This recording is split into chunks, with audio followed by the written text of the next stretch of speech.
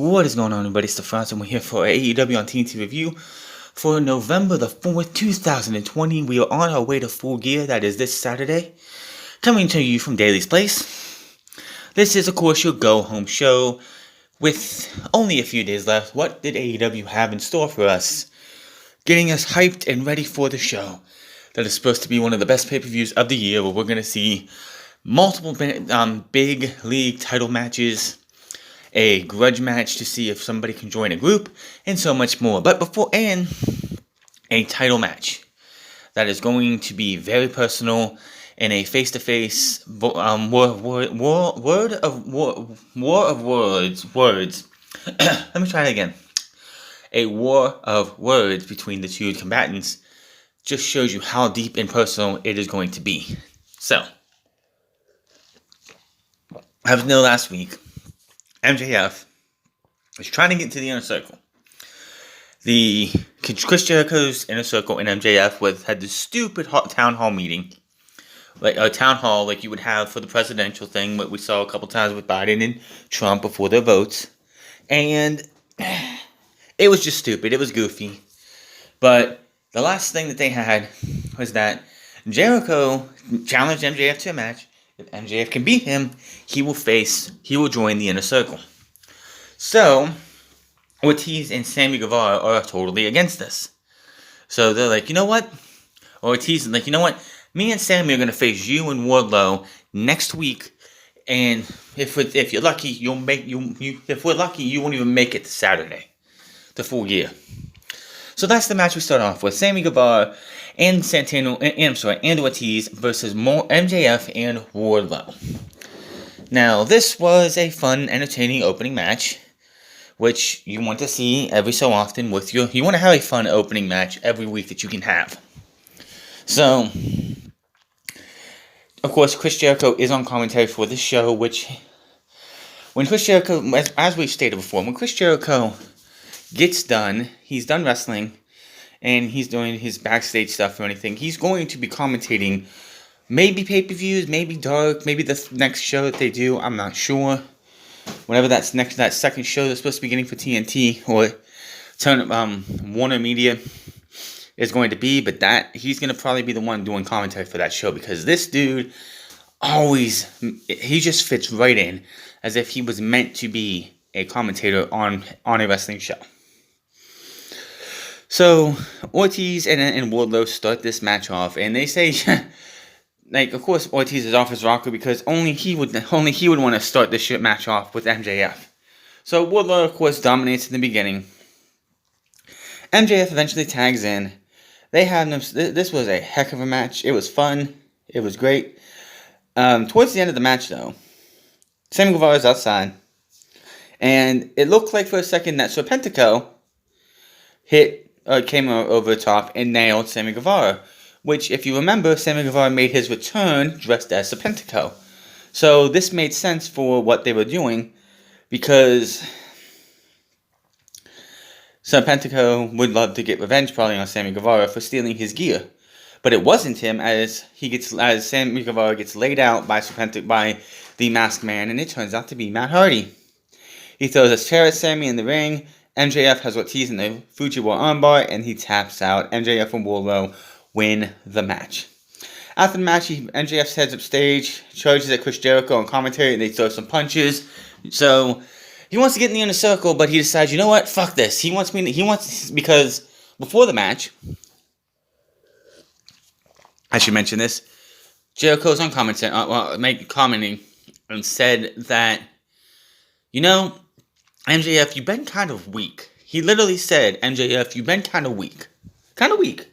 Your performances lately have been kind of weak, and he took offense to that. So he's like, you think I'm weak?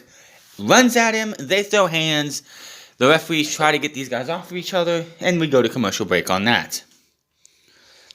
Of course, Hager gets involved as well. I'm still waiting for that Hager and Wardlow match. It's going to happen eventually. Earlier in the day, Tony Schiavone is with Kenny Omega in a rental house, apparently, because he's relocated temporarily to Jacksonville, so he doesn't have to do much traveling. He wants to just be focusing on the finals of this Eliminator tournament, which is going up against his former tag team partner, Hangman Adam Page. Omega then, he says twice he's had his match changed in the tournament, and his game plans had to be switched. Omega offered up an idea that Tony Khan, maybe giving the fact that he comes from a sports background when it comes to the football world and the NFL, that he was like, what would he do in that situation? Schiavone was like, well, you'd probably go into Tony's office and ask for 2-round buys, because Joey Janela was in contact with someone with COVID, and that match was whatever, and of course, Phoenix got injured. By the way, we were supposed to have Shawn Spears versus Scorpio Sky on this match, but it was pulled from this show due to COVID's concerns. I don't know anything else about that, but hopefully everybody is safe, okay, and let's just go. And based on his merit, he could have simply moved on to the end of the tourney. Omega didn't think it was obvious that Hangman Page would make it to the finals. He actually thought Wardlow would get there. Omega asked Tony because you know my history, all the major tournaments I've won and all this other stuff, who do you have winning this tournament? Tony Schiavone says, you can't bet against Kenny Omega. And then Kenny Omega says, you know what, I'll leave it up to the fans. If you were in this position, who would you think is winning this tournament? And then we end it there. Now, my big question about this is, you can see the overconfidence in Kenny Omega just oozing from him. Now, since we never really got a heel turn and they just seem to split, as a team, not like shake hands and we're gonna go separate ways. They lost the titles, they dropped the titles, no rematch, and they went their separate ways. Hangman started wrestling, Kenny had maybe a match or two, and now they're in this Eliminator tournament. Is Kenny Omega overestimating Hangman Page to the point where he's actually going to lose this match? We'll talk about that here at the end of this thing. As I know, we are having Full Gear this weekend, so I'll have a short and sweet predictions after I'm done here. Trent versus Miro with Orange Cassidy and Chuck Taylor versus Miro with Kip Sabian and Penelope Ford. Miro gets the mic before the match and talks trash. He mentions Trent not learning any manners from his mom, which, as you know, we've already had Trent's mom involved in AEW, and Trent takes major offense to this and just goes right after Miro. And, yeah. Trent gets up at the second rope. Trent grabs him and hits a Saito suplex. Miro with a kick to the back, European uppercut, not stomp in the corner. Miro with another suplex elbow to the face. Taylor and Sabian start fighting and end up going to the back. Ford tries to follow, but Cassie gets in her way. Miro sends Trent hard into the corner twice. Miro tries it in, nobody home, eats a chop to the chest. Trent tries the tornado DDT, but no luck. Overhead suplex, and Trent is sent into the ring post, led by John Silver. Dark Order show up as we were in picture-in-picture this time, and you have the stare down between Orange Cassidy and Penelope Ford. And John Silver, from behind, they start beating, the whole Dark Order starts beating up Orange Cassidy because at the buy-in, it was supposed to be at the buy-in, but it's now on the main card, Orange Cassidy will be taking on John Silver at Full Gear. Which, yeah, good for John Silver. It's his first pay-per-view, if I'm correct. The referees come out and toss the whole group to the back. Miro gets in their face and tells them to get out of here.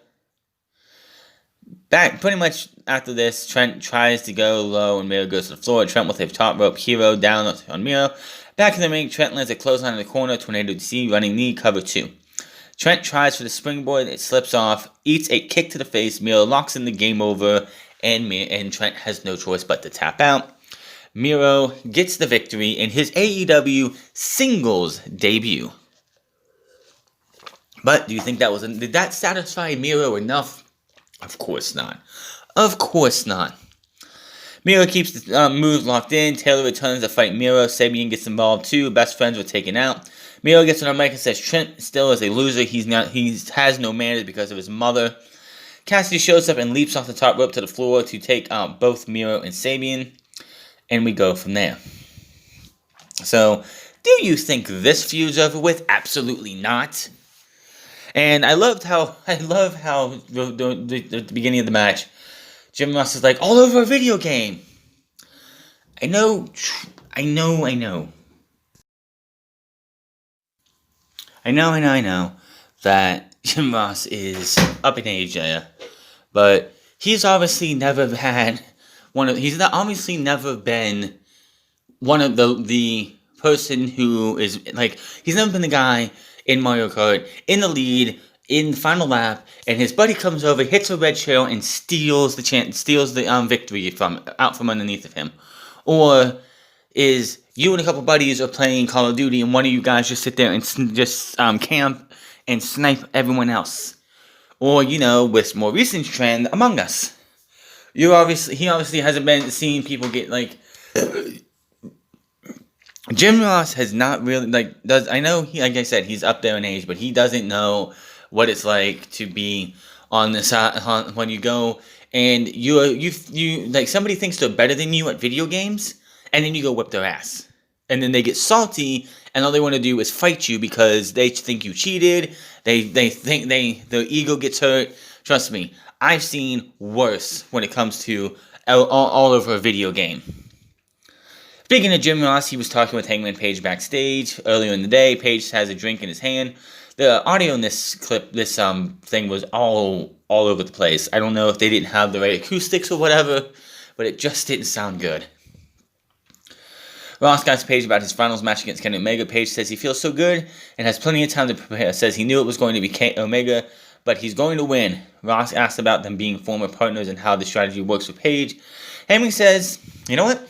I'm good. I know all of his moves, and we're able to pull out a victory because I can reverse all of them. Ross says, I call bullshit. Says he thinks Page is nervous as he chugs down his bourbon. Page admits, yeah, I'm a little nervous. Who doesn't get nerves when you're going down the tunnel? Then mentions how he originally said he was going to be the first ever. Remember, last year in February when they had that stage when they were introducing people who were in AEW. Was it January, actually, I think? And Hangman Page came up there and was like, I'm going to be the first ever AEW heavyweight champion. And he was the only one to believe that. No one else believed it. And he said, well, everyone was right with me. Everyone was right. If he doesn't win this opportunity, what else will he have other than this last drink? Ross reminds him about moderation, because that's what his grandmama used to say, and wishes him luck on Sunday. Yes.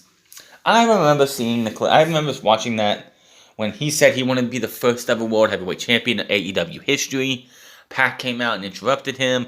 That feud was supposed to go into the original Double or Nothing. That didn't happen because of Pac being the Open the Dream Gate champion at the time, and they didn't want him to lose to Hangman Page, so that's where that happened. But this is going to be an interesting match, and again, we'll talk about that here in a little bit. If I don't drop my other phone. Hype video for the AEW World Tag Team Championship match between the Young Bucks and FTR. Numerous people make their predictions. Jackson reiterates, if they don't win, they won't challenge for the AEW tag titles ever again. Also, we got I think it was in the last, was it this one or was it the later one? Don Callis is seen in this show, by the way, in one of these hype packages that we see. Can you just make the New Japan Pro Wrestling AEW collaboration official? Come on already. Taz heads out to the stage with Brian Cage and Ricky Starks. He reminds Will Holmes that his decision about joining the group, he's running out of time. The problem I have with this is, dude, are you going to let him know how much time he has left? Because you could be saying, you're running out of time, you're either with us or against us, week in and week out, but if it's like, how much time does he have left? Like, if he has a month to decide, then his time really isn't running out.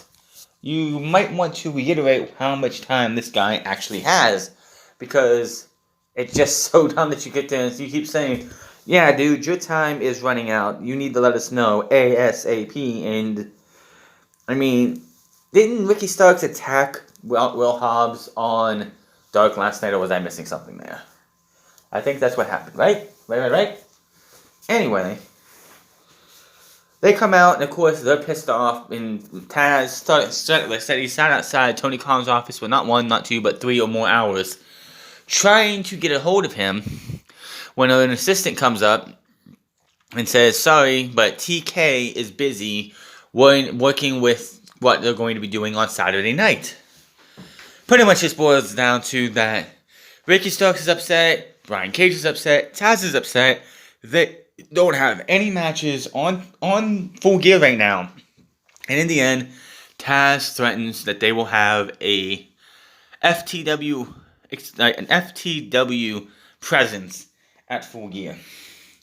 You really could have easily just had Lance Archer come out and challenge for the FTW title. Now, I know they don't want to have both of those men lose. That's real simple. You could have went to a time limit draw at the pay-per-view. It's not that hard. Young Bucks versus Private Party. Private Party is coming out to the ring. Matt Hardy's with them. He is pretty much been their muse. They're one of the coach and everything. But he's not going to be around because Sammy Guevara jumps him from behind and hits a twist of fate. And Private Party get on him, and he runs away after getting a couple good shots in on Matt Hardy. This was, of course, the Private Party versus the Young Bucks. The big story about this match is Private Party last year in the first match of the AEW World Tag Team Tournament title tournament to determine the first ever tag team champions. Private Party beat the Young Bucks. The Young Bucks put Private Party over. The Young Bucks for about a year plus has put everybody else over but themselves. Yes, the Young Bucks could have came into AEW and just put themselves over as the top dogs and showed that, oh, this is all about us, fuck everybody else, we're going to be the one, we're going to be the first champions, and we're going to hold them for a year. But they didn't do that. They lost the first match in surprising fashion.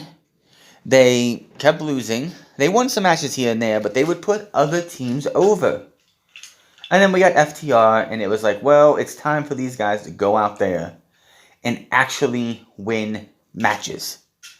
Actually win some matches, build up. But then, in the tag team gauntlet match, Hangman Page screwed them out of the opportunity to go up against the tag team champions at the time at All Out. And from then on, the Young Bucks spiraled out of control. They became despondent. They were kicking Tony Schiavone. They were breaking Tony's phone. They kicked Alex Marvez. They kicked the referee's head off. They were beating people down and not caring. They did not fucking care because pretty much they were throwing tantrums. They were throwing temper tantrums because they weren't getting their way. So then we get to the Fatal 4-Way tag team match. I think it was an elimination match a couple weeks ago, in which the Young Bucks won and got this title match. And then last week, the Young Bucks made a declaration. They're going to follow the suit of their boy Cody. And if they do not win at Full Gear, they will never challenge for the AEW World Tag Team Championships ever again. Now, again, we'll talk about what we're going with later on. So, this, of course, Matt Jackson is still limp from the attack by FTR. So, he was pretty much compromised for the majority of this match. Nice. This match was fantastic. Now, towards the end of the match, Cassidy with a twisting dive on Matt and Nick in the ring. Quinn tags in, Nick's getting beat up. Nick looks to tag out, but Matt isn't standing and is holding his ankle. Gin and Juice hit on Nick. Matt leaps to break it up. Cover throws Matt out of the ring. Cassidy throws Matt out of the ring. Quinn with a big shooting star press lands on his feet. Matt out of nowhere with the spear. Nick with the tricky pin, but only gets a 2. Matt tags in the Meltzer driver attempt. Cassidy pulls Nick down to the floor. Multiple pin-up reversals. First off, they recreated what was the end of the match last year.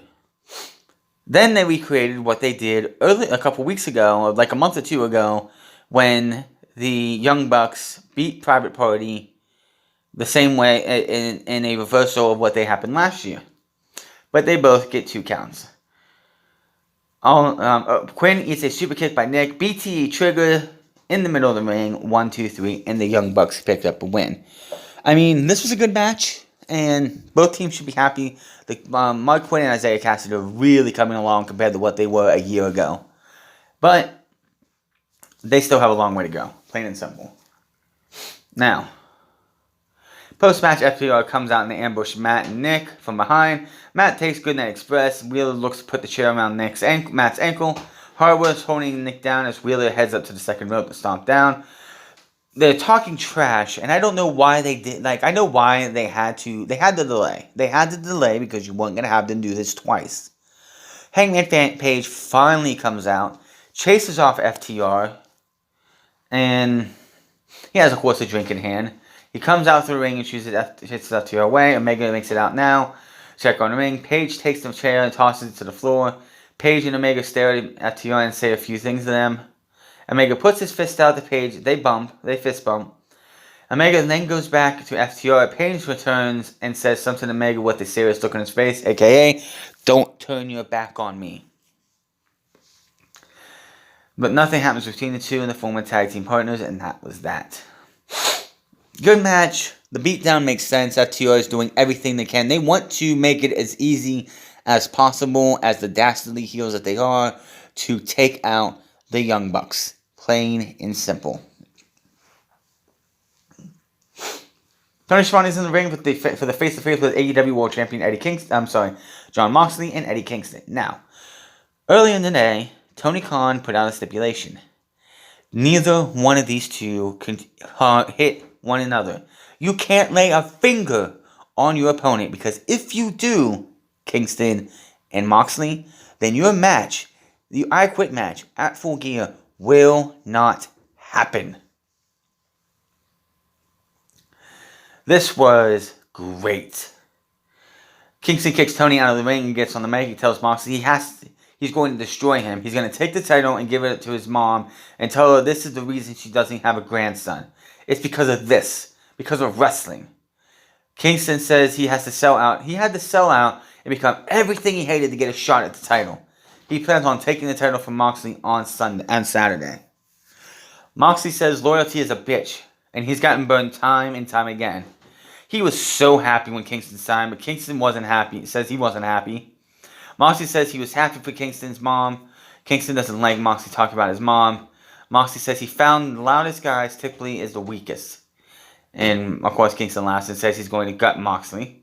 Moxley said on Saturday, Kingston is going to face the best in the world, and he's going to lose. The champ says that for 18 years, Kingston may learn he didn't deserve the shot at all. Kingston made a promise that he can't keep. Moxley said he also made a promise to Kingston's mom that he was going to look after him, protect him, no matter what he said to get, what trouble he would get in with his mouth and his attitude. He was not going to let him down, let him down. But he didn't keep that promise because he went to WWE where he wasn't going to be able to watch over Eddie Kingston. Kingston says, "You better get ready to kill me."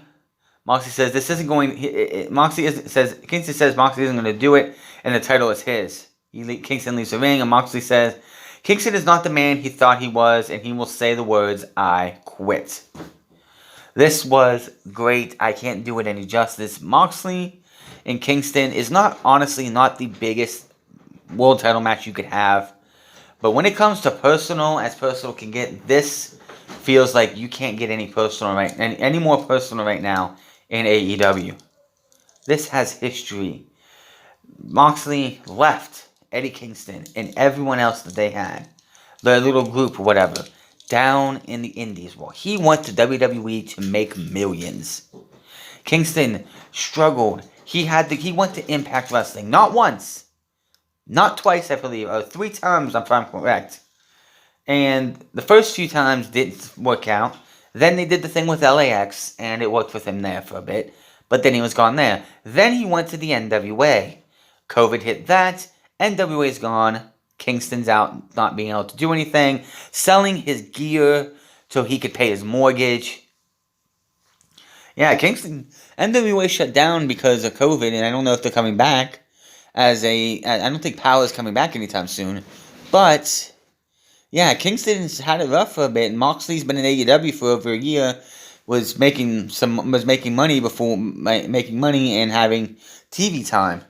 And that, of course, is going to anger Kingston because these guys have that history. And Kingston doesn't want that history to be... He wants what Moxley has, plain and simple. And this should be good. I hope this is good. It's an I Quit match. They can do whatever the hell they want. Tear Daly's place down if they want to. And we're going to see that this coming Saturday. Pac sends a video. He's sitting in his home alone, standing on the beach at the beach alone. Around him are copies of himself in the ring. Pac says it's been 7 months he's become a casualty of this rotten world. It's okay though. He's been through this before. Every day that passes, he gets stronger, faster, and more obsessed. And he's seen everything. When is Pac going to make his return to the States? I have no idea. I know Pete Dunne made his return to NXT last Wednesday. I actually saw the clips about that, which, okay, that's going to go to War Games, as we know. But yeah, definitely interesting. Nyla Rose with Vicky Guerrero versus Red Velvet versus Brandy Rhodes. This was a minute and a half squash. Don't know why they did it. We all know how Nyla Rose is dominant. Did we really need a squash match going into Full Gear? No. Post-match, Vicky gets the mic and makes fun of Red Velvet for not winning her match. Even with Brandy with her. Vicky says Brandy should go by a new title, CBSO. Chief Bullshit Officer. Vicky says Tony Khan made Shayna, and then she looks over at Sheeta. It says, whether you like it or not, Sheeta, Tony Khan made Sheeta take the match against Rose to enjoy her last 3 days as champion. I'm thinking to myself, wait a minute, what? Sheeta, last week, it's like, why would you say whether she likes it or not? Sheeta, last week, said, I want you want me, let's have this match happen. So, that doesn't sound like somebody who's who doesn't want to have this match. So, I don't get why you would frame that. I don't know why she would say it like that, because Sheeta obviously wants the match. I did laugh at the Chief Bullshit Officer. That was kind of funny. Now, Guerrero says something to Sheeta in Japanese, and then Sheeta grabs her, looks to beat her up, or rough her up. Rose goes over there and stops that, and they start throwing shots at each other. They are separated, and that was that. Oh, this is where we saw Don Callis. That's right. Hey, video shows Paige versus Omega. Don Callis is among the people making the predictions. He picks Omega over Paige. We see the clips of those two working together as a tag team, along with the ups and downs in their relationship. And that was that. I also love the fact that they used Eddie Van Halen, or Van Halen's song, You Don't Know What You Got Till You're Gone, for the majority of that video package. That was really awesome. Next week, Pentagon ZM versus Ray Phoenix. The rematch will happen. Apparently that neck injury was temporary. The Butcher and the Blade with the Bunny versus the Natural Nightmares. Now, we go backstage, and it wasn't that. Then they were told that they were going to have this match, and the Bunny comes up and says, "Oh, QT, thank you for all the gifts, but your credit cards are maxed out." Throwing them at him. Butcher and the Blade come from behind, beat the hell out of those two. Even though the set thing that they have, the thing that has the AEW logo, whatever the hell they call that, the thing in the back, they rip that down and throw it on him. And that was that. Darby Allin video, he goes on to a car with the face of TNT written on it. Allin gets in the car and sees someone wearing a Cody mask. Allin drives the car into the guy, and we see Allin sitting on this. We see Allin. Then we go back to Daly's place, and we see Allin sitting in the crow's nest, pretty much by himself. So, again, anybody comparing Darby Allin to a Sting Jeff Hardy hybrid are on the fucking mark, because he's doing Crow Sting. He's doing peak Crow Sting, who just sits in the rafters or high up in the arena by himself. It's great to see somebody paying homage to that, but Yeah. Billy and Austin Gunn with Cody Rhodes versus with John Anderson versus John Silver, 10, and Colt Cabana. News coming out for Cody is that WWE has abandoned the trademark on his name, on the Cody Rhodes name. So he is either going to own it, or owns it, or is going to own it. So we have this 6-man tag match. The biggest talking point about this match is the fact that Austin Gunn is in the match. Austin Gunn is actually wrestling on TNT. This is his actual debut. This is the debut of the Gunn Club as a team. The most we've seen Austin and his dad on Wednesday nights is in the crowd, except for I think Billy's been in a Battle Royal, and Austin's been sitting on the sideline.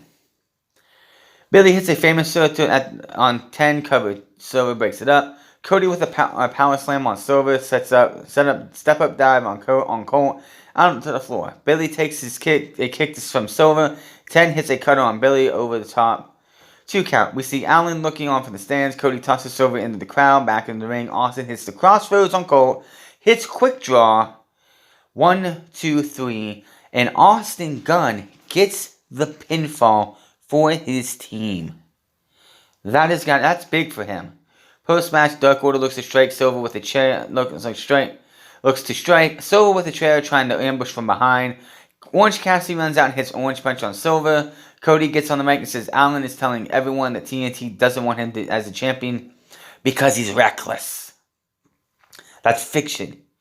TNT would love him to be champion. And if the circumstances were different, I'd love it too. Cody says he was one of them he was solely the only guy who scouted him out and talked to the other EVPs, and they weren't sure because of your recklessness.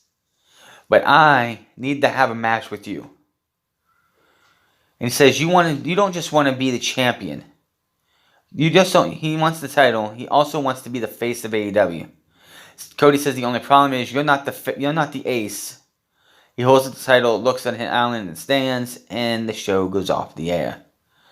So, another pretty good episode of AEW. There was, the Red Velvet and Nyla Rose match did not need to happen. Plain and simple. There was no reason to have Nyla Rose.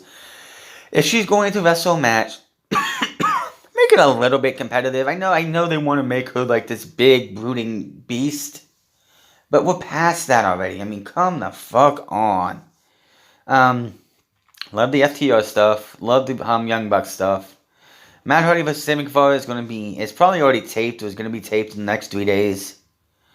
It's going to be interesting to see what happens going into Full Gear. I gotta get the pay-per-view up here in a second. We'll talk about that. But AEW, yeah, they're doing pretty good right now.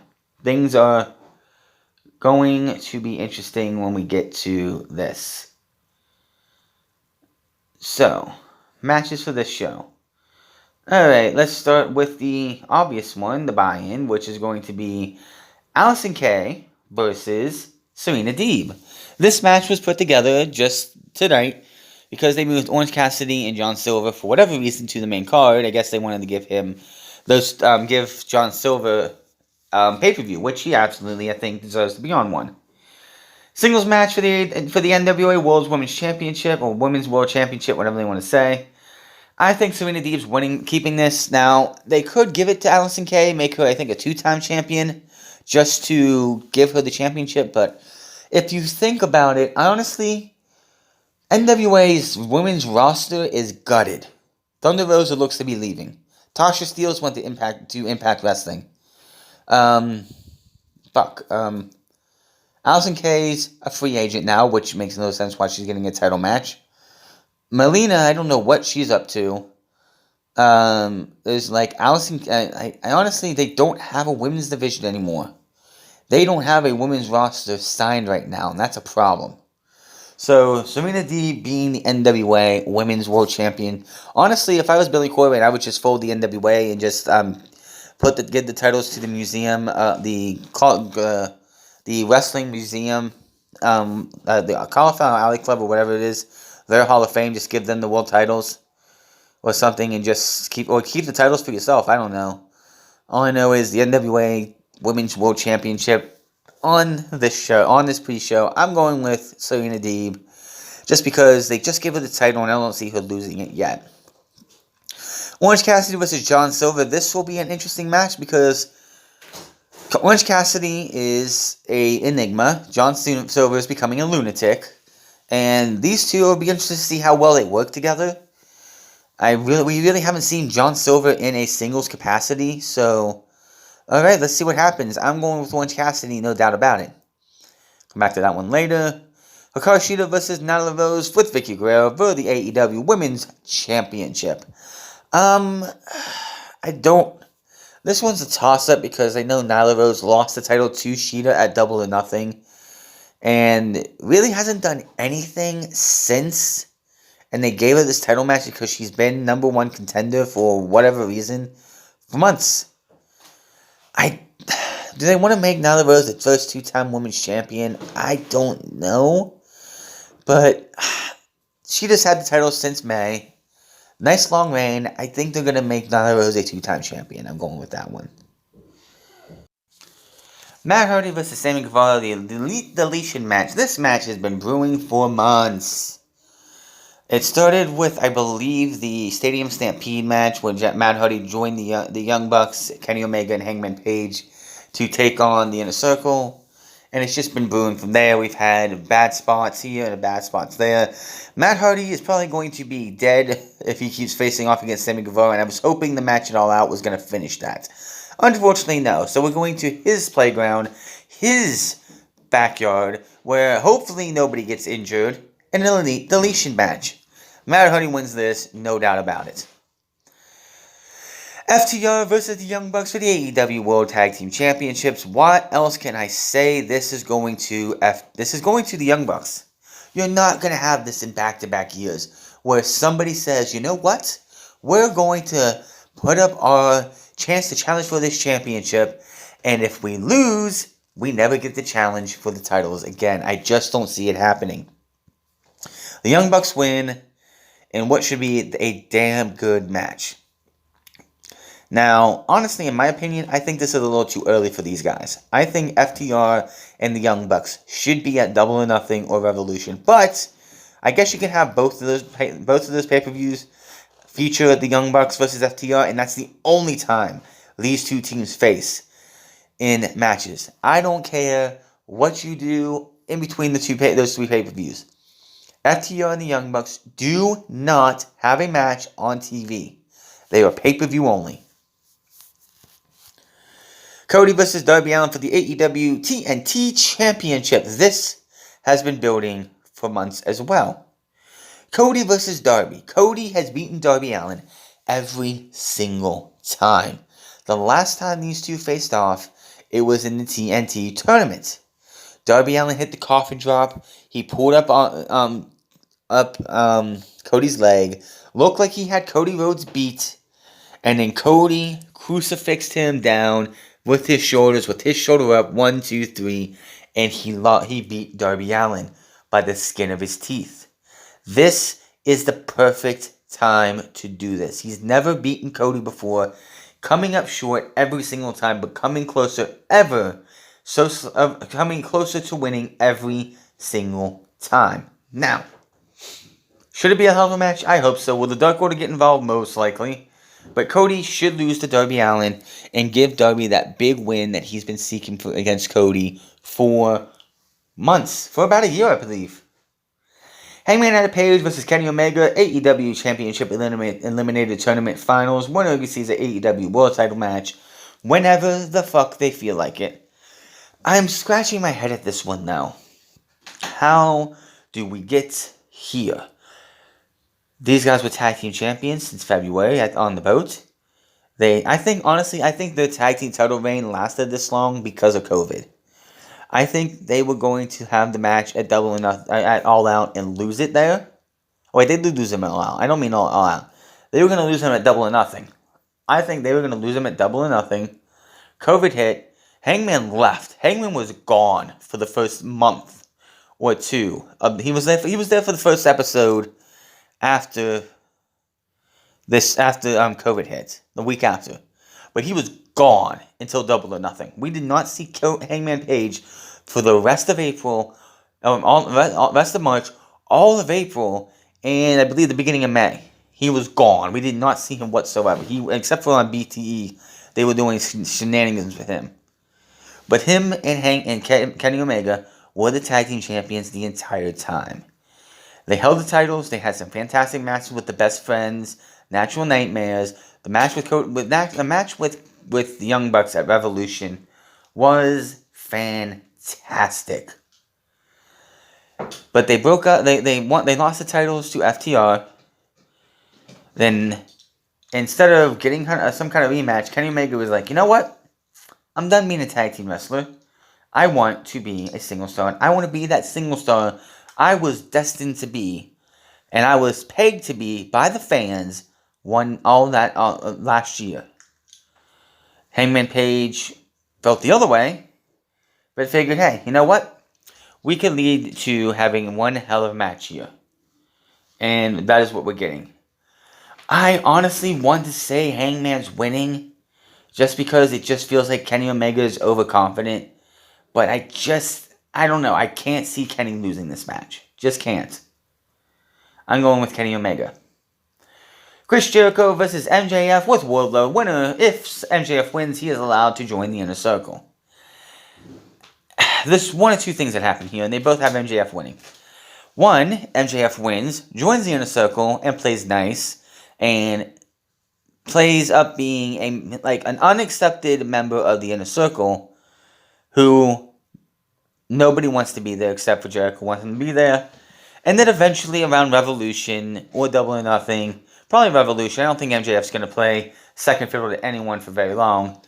He convinces the Inner Circle to turn on Chris Jericho. Chris Jericho is out of the Inner Circle, and MJF becomes the new leader. And they change the name too. I don't think it'll be the Inner Circle when it's not Jericho. And MJF with Wardlow, Jake Hager. Well, Jake Hager probably gets kicked out too, because I think he's going to be one of those guys who's loyal to Jericho. But because you can have Jake Hager replaced with Wardlow and have your new group. So I'm saying MJF wins, no doubt about it. In your main event, if I have everything else done covered here, yep. Eddie Kingston, Jon Moxley, I Quit match for the AEW World Heavyweight Championship. This match is, I guess, 18 years in the making. I would say Jon Moxley Dean Ambrose was around 6 years. 7 years, I think it was. He made his debut on the main roster in 2012. Left in 2019. So yeah, I would say, yeah, that makes more sense. So I'm going to say about 7 years in the making. Jon Moxley, no, 7. It would be 8 years because Eddie Kingston didn't show up in AEW till this year. But 8 years in the making. Bad blood. Anger between Jon Moxley and Eddie Kingston. I'm saying Eddie Kingston doesn't win. I just don't see Eddie Kingston winning the World Championship. If he does, he's a transitional champion to Kenny Omega. So, Jon Moxley. And this is another thing. Jon Moxley is still the New Japan Pro Wrestling IWGP U.S. champion. And he has a match coming up in New Japan. And they're probably going to try and get him in to face the challenger at Wrestle Kingdom.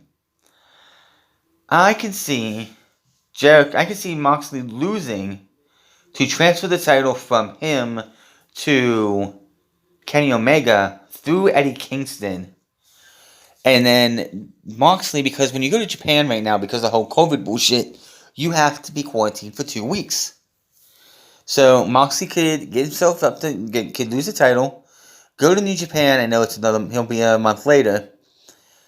Spend time at home. He could he could take a vacation. He could take a month vacation, 2 months vacation, go to Japan, spend time with his wife, then go to Japan, then go wrestle that match that he has, lose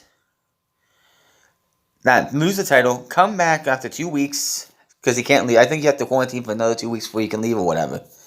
And then he can come back and whatever they have from after that. So I think that's what we could be going with, is that Eddie Kingston, if Eddie wins, I'm saying that if Eddie wins, it's transitional, so Moxley can leave the United States, go to Japan, quarantine there for about 2 weeks before Wrestle Kingdom, have his match at Wrestle Kingdom, maybe New Year's Dash as well, 2 days later, or 1 day later, whenever his match is going to be, and then he'll be back in time for Revolution.